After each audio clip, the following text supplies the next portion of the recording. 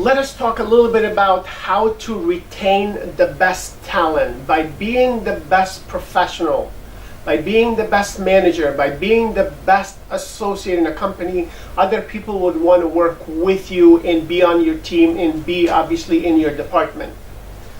Unfortunately, that's not always the case for everybody. One of the statistics that I'd seen showed that top talent expressed intent to leave. Out of thousands of people that had been surveyed, 25% of what we consider to be top talent had the intention of leaving the company over the next 1 year. That's a lot of people. These are your good people. 1 out of 4 individuals that you consider to be an important asset to your company had the intention of leaving over the coming year. What was also surprisingly interesting about this data was that 67% of those that intended to leave during the next year were happily working in your company. They were fully satisfied. They were not unhappy with the manager or the salary or the environment or the motivation. So they were fully satisfied. Unfortunately, this is obviously the period of time you and I are living in. There are a lot of opportunities, and sometimes people become bored mentally, so they need mental stimulation and development. Therefore, if they don't get it at their current job, they go elsewhere in order to get that new knowledge or the development, or to fully prepare themselves for future opportunities. Let me give you 5 reasons why people leave their jobs. One of the important reasons why most people leave their jobs is the fact that they don't see themselves having an impact on the well-being of the department or the company. Number 2 is recognition. People say I was not recognized for my hard work, for my dedication, for the hours that I put in the company. The third reason that is often cited is there was no learning and development opportunity. I got bored mentally. So again, keep your employees engaged, not just cognitively, mentally, but obviously in terms of their emotions or their heart, in their habits. So connect the 3 so they feel as though they're always learning, which is good for your company. And in the meantime, you'll have obviously committed and well-developed employees. A 4th reason why most people said that they left the company was because they were not surrounded by talented colleagues. They're saying that I did not enjoy working with my colleagues. I did not respect them. You see, people want to work with others who they respect, others that they consider to be very good coaches or mentors for them, others who can obviously help them develop into the future.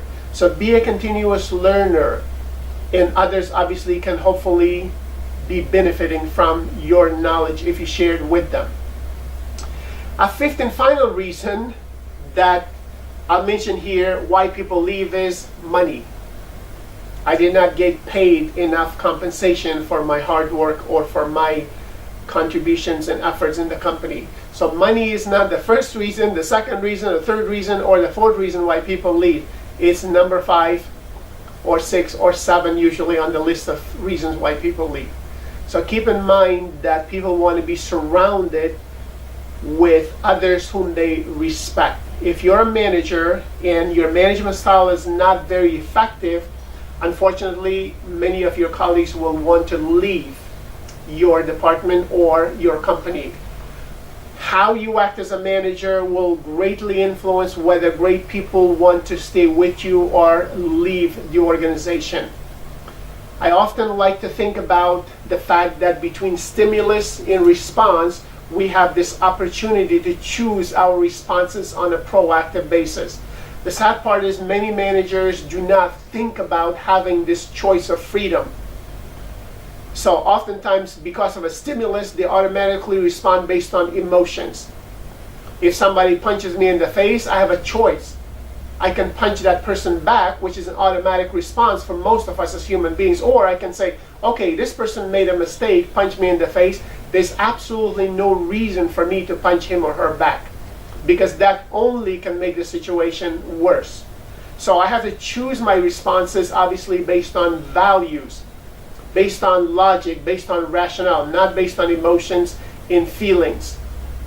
So this is why it's important to exercise your freedom to choose.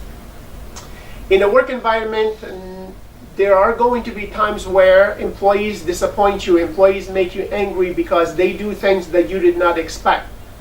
For example, I've had a lot of managers, they say, I was so angry, so disappointed because an employee stole from the company, and this was a trusted employee. Unfortunately, that happens. People make mistakes, but there's no reason for you, obviously, to act unprofessionally. Employee makes a mistake, treat that employee with dignity and respect, even if you have to fire and terminate the person. But do it in a professional manner. So my recommendation is for you to use the calm approach when dealing with angry or disappointed employees or customers or peers. Number one, stay cool. A cool head is always better than an emotional head.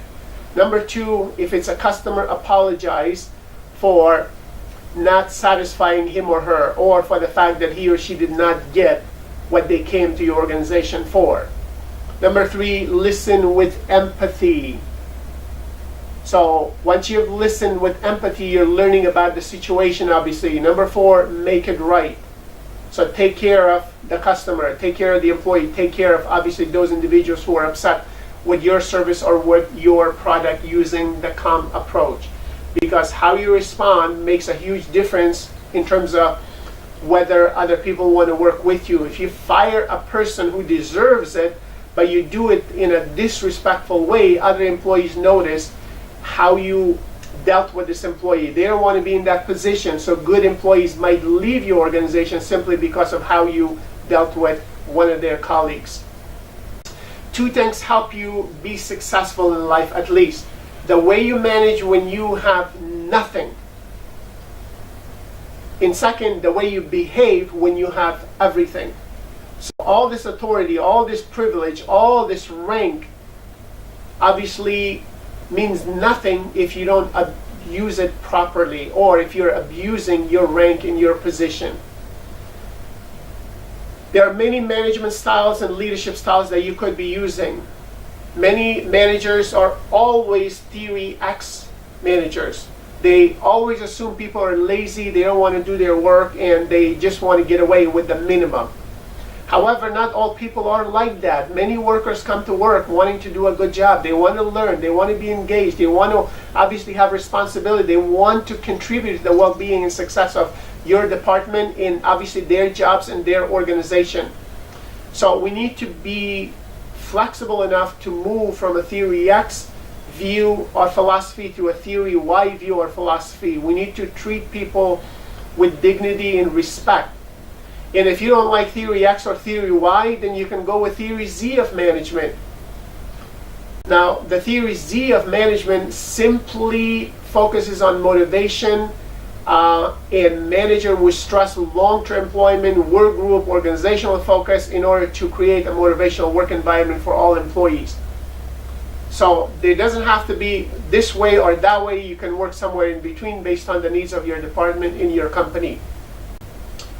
In order to be the type of manager that other people want to hang around and work with, you need to differentiate yourself and be better than average manager. Being average is no longer sufficient for success in today's workplace. People want more from their work now. They want more from their managers than ever before. You need to create a good workplace, and talented people would be attracted to join you and stay with you. Create a good, effective team. A clear purpose or a clear sense of purpose creates a winning organization for all teams. Once you know what you want and are committed to it, then training and education and development is what brings about positive changes in your life to develop a positive outlook and perhaps a positive attitude toward things that are happening in your department and your people. Managers must watch their attitude to make sure they always portray a positive outlook every single day.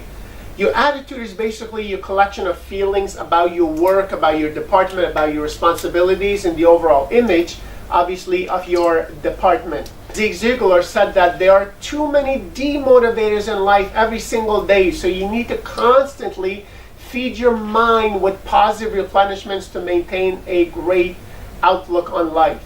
Sadly, 90% of our communication on a single day might be of a negative nature, which consequently causes many of our illnesses that seem to be psychosomatic because we hear negative thinking too much. So we need to think consciously from a positive outlook perspective. Managers really need to demonstrate a positive attitude and commitment toward their job, toward their brand, toward their company, in order to have a positive influence on their colleagues in a department. Committed managers are loyal and proud of their firm. If you as a manager show commitment and pride in what you do in your organization and the brand, most likely you'll have employees who will also be committed to the cause and the purpose of the firm. Remember, commitment is always much better than compliance. Compliance means I do what you ask me to do because you're my boss. But if I'm committed, I do it because I believe in the cause, not just because you are guiding me to do it. So Zig Ziglar mentioned that if you want to change your life, you got to do it immediately and you got to do it flamboyantly. You can make behavioral changes with a commitment that you communicate to your friends and colleagues on a regular basis. So as a manager, if we really are passionate about a cause in our department, we need to be excited about it. We need to show positivity. We need to show commitment to that cause. So once you know what you want and are committed to it, then you can also develop by learning every single day about that issue and by communicating that, not just to your immediate colleagues, but those obviously far beyond. So they can help you and you'll always maintain a positive winning attitude as a result. Now, to change a habit or behavior, you can, number one, decide to change. You can get help. You can try to get others, obviously, to make some suggestions for you.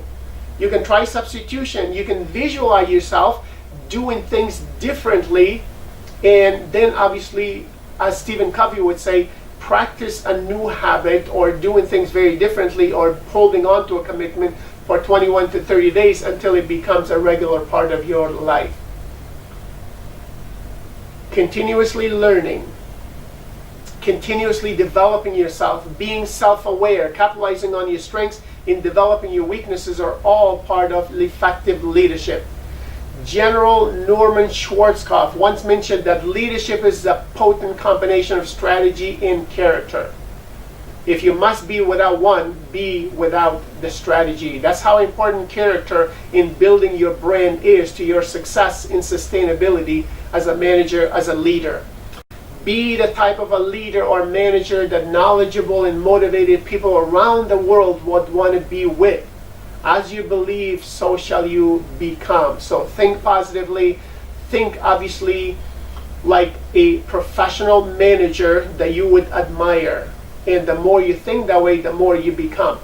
Be positive and happy every single day. Demonstrate a positive attitude and see what you have rather than always chasing what you do not have. Instead of always thinking the neighbor's yard is greener, obviously work on your yard. Know what you have and be aware of that. Be appreciative, be thankful. Balance your professional and personal lives by spending time with your friends and colleagues. So instead of always focusing all your time on the professional endeavors, try to balance that with personal endeavors as well. So if you don't have a balanced life, unfortunately, one might impact the other very negatively. And more importantly, if you really want to develop a new hobby, go for it before you lose the opportunity. I would like to end you with a poem by Dr. Dale Wimbrow. The title of this poem is The Man in the Glass.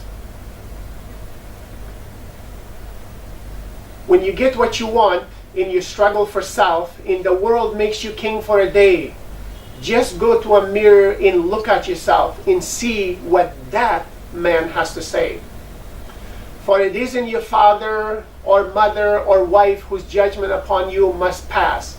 The fellow whose verdict counts most in your life is the one staring you back from the glass. Some people may think you're a straight shooting chump and call you a wonderful guy. But the man in the glass says you're only a bum if you can't look him straight in the eye.